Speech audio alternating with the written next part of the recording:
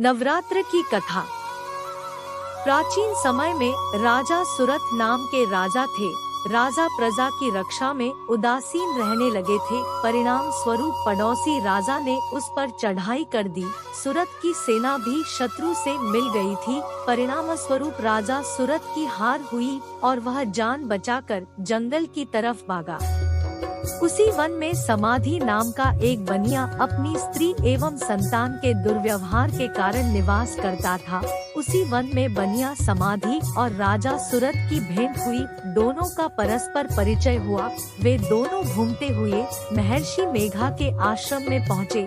महर्षि मेघा ने उन दोनों के आने का कारण पूछा तो वे दोनों बोले कि हम अपने सगे संबंधियों द्वारा अपमानित एवं तिरस्कृत होने पर भी हमारे हृदय में उनका मोह बना हुआ है। इसका कारण क्या है? महर्षि मेघा ने उन्हें समझाया कि मन शक्ति के अधीन होता है और आदि शक्ति के अविद्या और विद्या दो रूप है।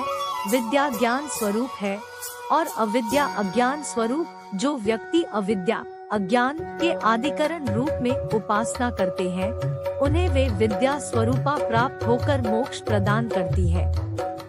इतना सुन राजा सुरथ ने प्रश्न किया है, महर्षि देवी कौन है? उसका जन्म कैसे हुआ? महर्षि बोले, आप जिस देवी के विषय में पूछ रहे हैं वह नित्य स्वरूपा और विश्वव्यापिनी है। उसके बारे में ध्यान पूर्वक सुनो। कल्पांत के समय विष्णु भगवान क्षीर सागर में अनंत शैया पर शयन कर रहे थे। तब उनके दोनों कानों से मधु और कैटब नामक दो दैत्य उत्पन्न हुए। वे दोनों विष्णु की नाभि कमल से उत्पन्न ब्रह्मा जी को मारने दौड़े। ब्रह्मा जी ने उन दोनों राक्षसों को देखकर विष्णु जी की शरण में जाने की सोची, परंतु विष्णु भगवान उस समय सो रहे थे। तब उन्होंने भगवान विष्णु को जगाने हेतु उनके नयनों में निवास करने वाली योगनिद्रा की स्तुति की। परिणाम स्वरूप तमोगुण अधिष्ठात्री देवी विष्णु भगवान के नेत्र, नासिका, मुख तथा हृदय से निकलकर ब्रह्मा जी के सामने उपस्थित हो गई। योगनिद्रा के निकलते ही विष्णु भगवान उठकर बैठ गए। भगवान विष्णु और उन राक्षसों में 5000 साल तक युद्ध चलता रहा। अंत में मधु और कैटब दोनों राक्षस मारे गए। ऋषि बोले, अब ब्रह्मा जी की स्तुति से उत्पन्न महामाया देवी की वीरता तथा प्रभाव का वर्णन करता हूँ, उसे ध्यान पूर्वक सुनो। एक समय देवताओं के स्वामी इंद्र तथा दैत्यों के स्वामी महिषासुर में सैकड़ों वर्षों तक घनघोर संग्राम हुआ। इस युद्ध में देवराज इंद्र की पराजय हुई और महिषासुर इंद्रलोक का स्वामी बन बैठा। अब देवतागण ब्रह्मा के नेतृत्व में भगवान विष्णु और भगवान शंकर की शरण में गए। देवताओं की बातें सुनकर भगवान विष्णु तथा भगवान शंकर क्रोधित हुए।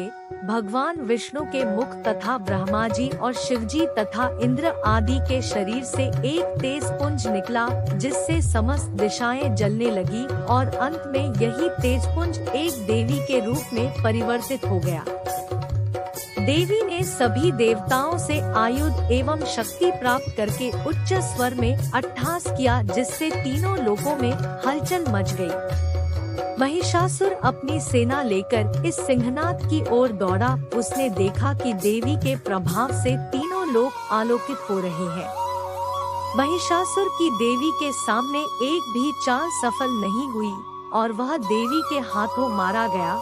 आगे चलकर यही देवी शुंभ और निशुंभ राक्षसों का वध करने के लिए गौरी देवी के रूप में अवतरित हुई। इन उपरोक्त व्याख्यानों को सुनाकर मेघा ऋषि ने राजा सुरथ तथा बनिया से देवी स्तवन की विधिवत व्याख्या की। राजा और वणिक नदी पर जाकर देवी की तपस्या करने लगे। 3 वर्ष तक घोर तपस्या करने के बाद देवी ने प्रकट होकर उन्हें आशीर्वाद दिया। इससे वणिक संसार के मोह से मुक्त होकर आत्मचिंतन में लग गया और राजा सुरथ ने शत्रुओं पर आक्रमण करके विजय प्राप्त करके अपना वैभव प्राप्त कर लिया।